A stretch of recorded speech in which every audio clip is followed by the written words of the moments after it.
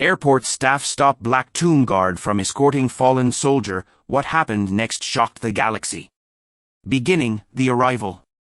The rain pelted against the panoramic glass walls of Jovian Gate Terminal 4, the busiest interplanetary travel hub in the Sol system. Cargo freighters from Mars, luxury liners from Europa, and military ships from the distant asteroid belts converged here. Inside the terminal, the usual chaos reigned, pilots barking orders, civilians fumbling with luggage, and drones zipping through the air, processing tickets. But when the Black Tomb Guard walked through the sliding gates, the noise died away. He was a towering figure clad in ceremonial onyx armor trimmed with silver filigree. His face was hidden beneath a helm shaped like a mourning mask, the smooth surface reflecting distorted shapes of the gawkers around him. A dark cloak trailed behind, stitched with the insignia of the Eternal Honor Corps, a faction that answered only to the Galactic Council of the Dead. The Black Tomb Guard was not a man of flesh and blood. Rumors said the guards were chosen from volunteers who had surrendered their humanity in exchange for service. Their oaths bound them until their essence faded. They were not soldiers. They were not priests.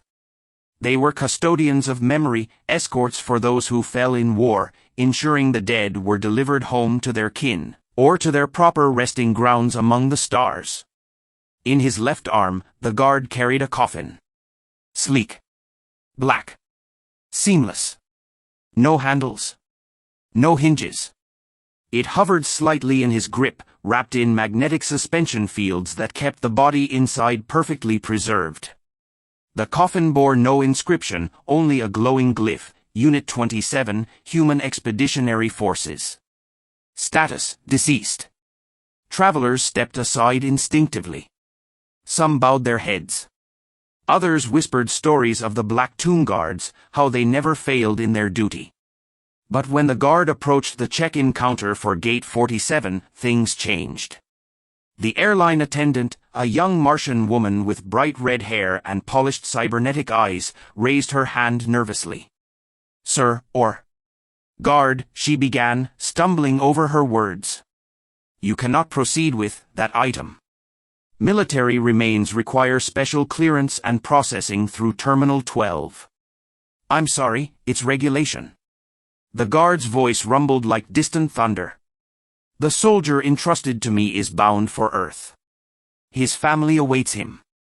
My oath is to deliver him with dignity, without delay." "Sir, I understand," she stammered. "But protocol requires paperwork. I can't allow."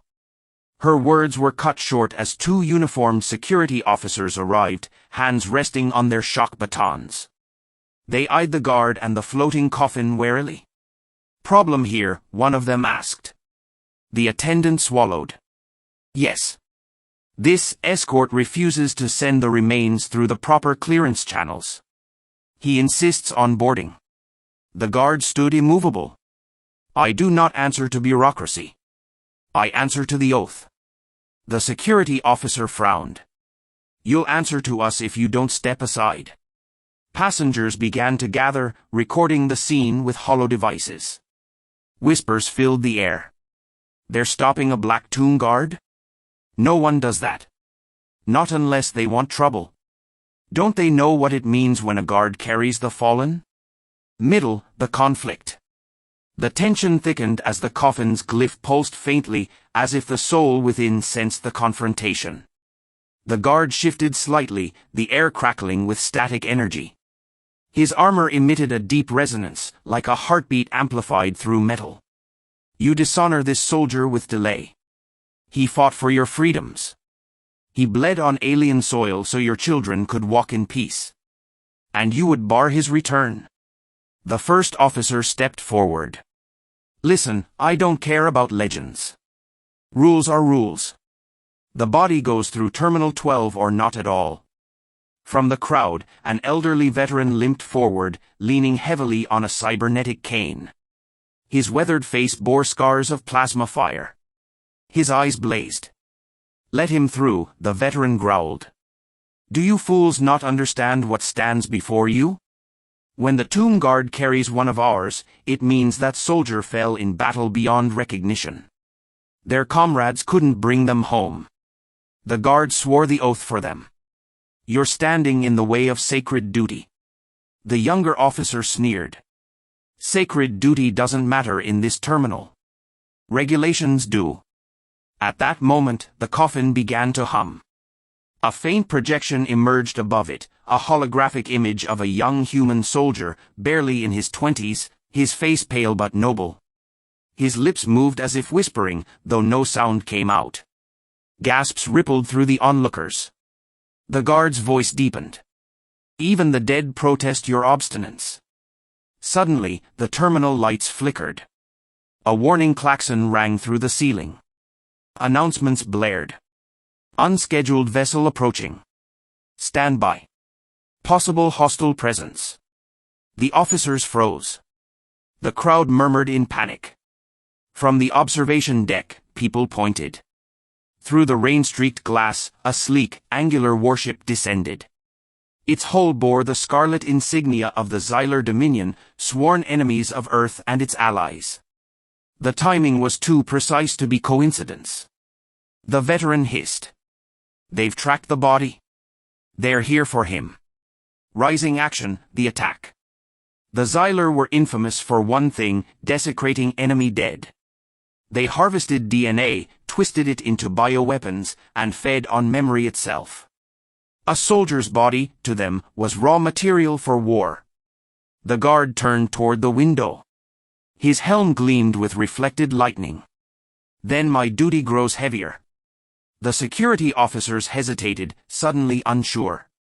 The terminal shook as the Xylar ship's boarding clamps extended. Sirens wailed. Civilians screamed and rushed for the exits. The Martian attendant grabbed the veteran's arm. What do we do? The veteran's jaw tightened. We trust him. The guard never fails.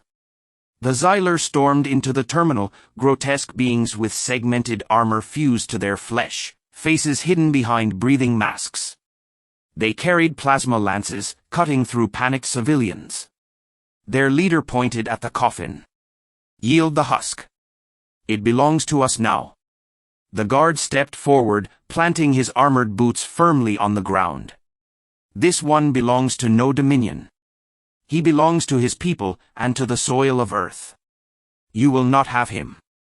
The Xylar laughed, a harsh, metallic sound. You think you can stand alone against us? The guard's voice thundered. I do not stand alone. I stand with every fallen I have ever carried. Their memory strengthens me. With that, he drew his weapon, a sword of black plasma, humming with restrained energy. The sight silenced the terminal. Even the Xylar faltered. The battle erupted. The guard moved like a shadow, each strike precise, each movement fueled by unyielding purpose. He cut through Xylar soldiers with devastating efficiency. Sparks and plasma bursts lit the terminal like lightning storms. But the enemy was relentless, pouring through the breach. The coffin hovered behind the guard, shielded by the cloak's protective field. Still, stray shots cracked against it, each impact threatening the sanctity of the fallen. The veteran, unable to fight with his broken body, shouted encouragement. The crowd, realizing the truth, began helping, throwing luggage carts, activating maintenance drones, doing whatever they could to hinder the Xylar. The two security officers who had once doubted now drew their shock batons and fought beside the guard. But the enemy leader surged forward, far larger than the rest, wielding twin plasma axes. He roared and brought them down. The guard blocked, but the force rattled even his unyielding frame. The coffin wavered, its glyph flickering dangerously. Climax, the choice. The guard knew he could hold the line, but not forever. Too many civilians would die. The Xylar would not stop until they desecrated the soldier he carried. In a rare moment of hesitation, he turned toward the crowd. His masked face locked on the veteran. Will you safeguard him? The guard asked. The veteran straightened, tears in his eyes. With my life. The guard nodded, placed the coffin gently at the veteran's feet, and turned back to the enemy. His cloak flared, and the glyphs along his armor ignited like stars. Then he unleashed his full power. The guard's sword erupted into a storm of black energy, arcs of plasma carving through walls and floor alike. He struck with the weight of centuries, channeling every oath, every memory of the fallen he had ever borne. The terminal became a maelstrom. Xylar bodies fell in heaps. Their leader screamed as the guard cleaved his axes in half, then his body. At last, silence. The Xylar ship, crippled by the guard's final strike, detonated in orbit, scattering flaming debris into the upper atmosphere. The guard stood amidst ruin, armor cracked, cloak tattered. He turned slowly, ensuring the coffin was unharmed. The veteran held it close, trembling but resolute. The guard approached, knelt, and touched the coffin with reverence. The soldier's journey is not yet done. But mine ends here. His body shuddered. The onyx armor began to crumble, fading into dust. The mask fell last, revealing a scarred human face beneath, aged, weary, but at peace. He whispered, "Carry him home." And then he was gone. Ending the homecoming. In the weeks that followed, word of the Black Tomb Guard's stand spread across the system. Passengers told the story, and soon it reached Earth. The coffin was delivered by the veteran himself, escorted by the 2 security officers who now bore the mark of witness. They marched through a solemn procession to a quiet graveyard under a gray sky. The fallen soldier was laid to rest with full honors. At the funeral, the veteran placed the guard's broken mask beside the grave. "He kept his oath," the old man whispered. "May we prove worthy of it." Across the galaxy, whispers rose. The story of the airport, the guard, and the fallen soldier became legend. Regulations were rewritten. Never again would bureaucracy delay the passage of the fallen. And somewhere, in the silence between stars, it was said that the Black Tomb Guard still walked, reborn with each oath, carrying home those who could not return themselves.